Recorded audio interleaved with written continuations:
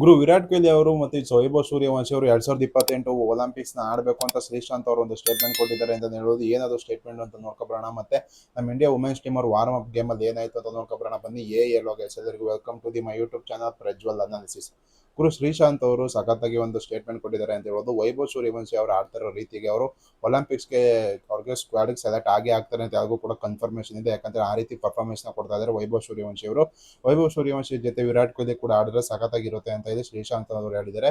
ಆದರೆ ಶ್ರೀಶಾಂತ್ ಅವರು ಹೇಳಿರೋ ಕಾರಣದಿಂದ BCCIಗೆ ರಿಕ್ವೆಸ್ಟ್ ಕೂಡ ಮಾಡ್ತೀನಿ ಅಂತ ಅವ್ರು ಹೇಳಿರೋ ಕಾರಣದಿಂದ ವಿರಾಟ್ ಕೊಹ್ಲಿ ಅವರು ಬರೋ ಸಾಧ್ಯತೆ ಇಲ್ಲ ಅಂತ ಹೇಳ್ಬೋದು. ಯಾಕಂತಂದ್ರೆ ಒಲಿಂಪಿಕ್ಸ್ ನಡೆಯೋದು T20 ಆದ ಫಾರ್ಮೆಟ್ ಅಲ್ಲಿ, ಅದಕ್ಕೋಸ್ಕರ ವಿರಾಟ್ ಕೊಹ್ಲಿ ಅವರು T20 ಫಾರ್ಮೆಟ್ಗೆ ರಿಟೈರ್ಮೆಂಟ್ ಕೊಟ್ಟಿರೋ ಕಾರಣದಿಂದ ವಿರಾಟ್ ಕೊಹ್ಲಿ ಅವರು ಬರೋ ಸಾಧ್ಯತೆ ಸಖತ್ ಕಡಿಮೆ ಅಂತ ಹೇಳ್ಬೋದು. ಆದರೂ ಕೂಡ ರಿಕ್ವೆಸ್ಟ್ ಮಾಡ್ತೀನಿ ಅಂತ ಶ್ರೀಶಾಂತ್ ಅವರು ಹೇಳಿದ್ದಾರೆ. ಆದರೆ ನಮ್ಮ ವುಮೆನ್ಸ್ ಅವರು ಈಗ ಸ್ಟಾರ್ಟ್ ಆಗ್ತಿದೆ, June 14 ನಮ್ಮ ಇಂಡಿಯಾಗೆ ಮ್ಯಾಚಸ್ಗಳು ಸ್ಟಾರ್ಟ್ ಆಗ್ತಿದೆ ಅಂತ ಹೇಳ್ಬೋದು.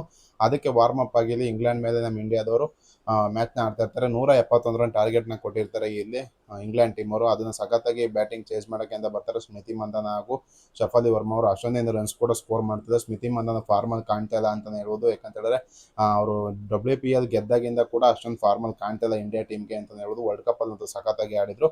50 ಓವರ್ ವರ್ಲ್ಡ್ ಕಪ್ ನಮ್ಮ ಇಂಡಿಯಾ ಅವರು ಫಸ್ಟ್ ಟೈಮ್ ಗೆದ್ದಾಯಿತು ಅಂತ ಅದರ ಮೇಜರ್ ಕಾಂಟ್ರಿಬ್ಯೂಟ್ ಕೂಡ ಮಾಡಿದ್ದಾರೆ ಸ್ಮೃತಿ ಮಂದನ್ ಅವರು ಅಂತ ಹೇಳ್ಬೋದು.